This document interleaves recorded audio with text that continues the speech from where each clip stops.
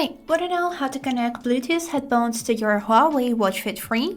So, as a first step, we would need to open settings on our watch. For that, click on the digital crown and here find the settings application, which is mostly located in the left upper corner. Click on it and here open this tab which is named Bluetooth.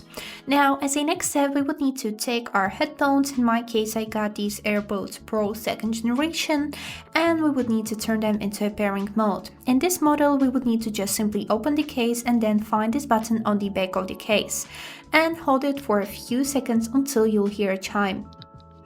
Now, when our headphones are in the pairing mode, we would need to wait until they will appear on this list of available devices. When we have found them, we would need to click on them and wait until they will be connected. And as you can see, we have successfully connected them. Now we can click OK and enjoy our favorite music with the help of our Huawei Watch Fit 3. I hope this video was helpful and thank you for watching.